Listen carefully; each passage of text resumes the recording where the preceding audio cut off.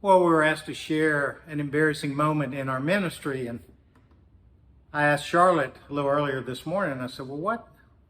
I'm having a little trouble thinking about what I should talk about. She just said instantly, oh, your first sermon. Kind of got my bottom lip poked out, so what are you talking about? No, she was exactly right.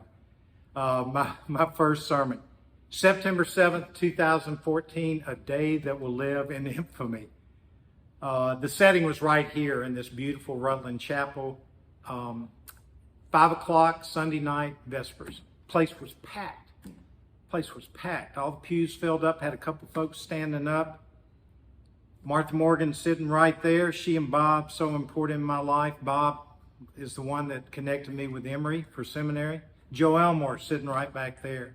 Bill Brunson, my senior pastor, my boss, sitting back there. Of course, Charlotte was sitting there, and she brought our next door neighbor, who was this devout Catholic, and I'm here to tell you after that night, she did not renounce her Catholicism and convert to Methodism at all. But we had the service, and we went through our hymns and our taking up the offering and our passing of the peace, and then I got up and ready to go. After all, how hard could this be? I'd spoken in my career in front of large audiences at conferences and conventions, and auditoriums, 1,000 people, image mag screens behind me. How tough could this be? And this was a completely different ballgame. I stood up. I had dry mouth. I'd never had that before. I could not salivate even. I couldn't hardly catch my breath, and I was just so nervous. I remember trying to get ready for the sermon. And of course, the first thing is what to preach on. And I remember Bob Morgan tell a story about he asked one of his seminary professors, I'm preparing my first sermon. What should it be about? What should it be about? And the wise professor looked at him and said, Robert, it should be about 20 minutes. And he was right. Well, I started preaching my sermon, and I got about halfway through, and I got to the 4th or 5th page had my manuscript here, and I completely lost my place. And I couldn't find it. Usually you try to improvise and recover, and I couldn't find it. And I just finally looked up and said, I've completely lost my place. I need to stop. Of course, by that time, their eyes were glassed over, and they could have cared less, but they were kind, and they nodded their heads, and everybody was fine.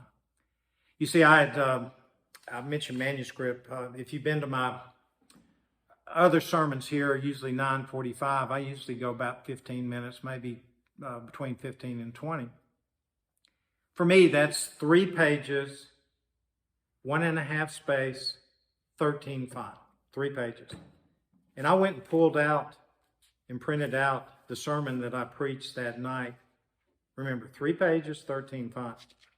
Here's the sermon. 8 pages, 11 font. Brutal. Well, about 2 days after starting, I finally ended the sermon.